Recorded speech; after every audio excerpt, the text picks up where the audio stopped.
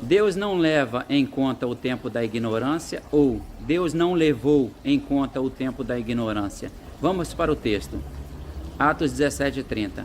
Ora, não levou Deus em conta os tempos da ignorância. Agora, porém, notifica aos homens que todos, em toda parte, se arrependam. Bíblia Strong. Aqui Paulo ele está falando em Atenas. O tempo da ignorância foi um tempo onde o homem não procurou Deus. Ele coloca num passado, aonde Deus ficou sem falar com o homem por 400 anos, aonde o homem não procurou Deus, aonde nenhum profeta foi usado por Deus.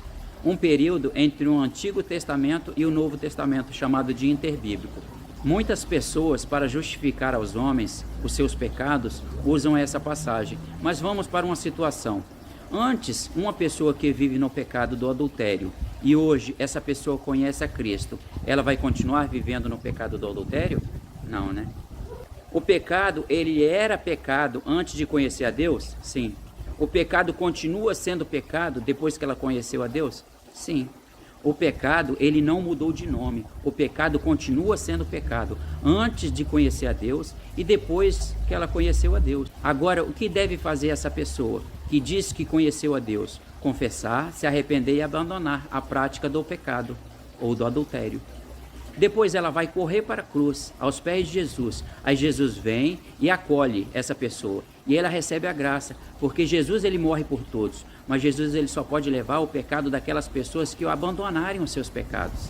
Olha o que diz 1 Pedro 1,13. Portanto, cingindo os lombos do vosso entendimento, sede sóbrios e esperai inteiramente na graça, para que vos ofereceu na revelação de Jesus Cristo, como filhos obedientes, e não vos conformando com as concupiscências que antes havia em vossa ignorância.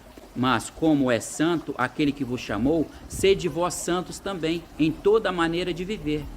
Vamos para outro texto em Hebreus 8:10. Porei as minhas leis em seu entendimento, em seu coração as escrevereis, e eu serei o seu Deus, e vocês serão o meu povo. Vamos agora para outro texto que muitos falam que hoje nós vivemos na graça.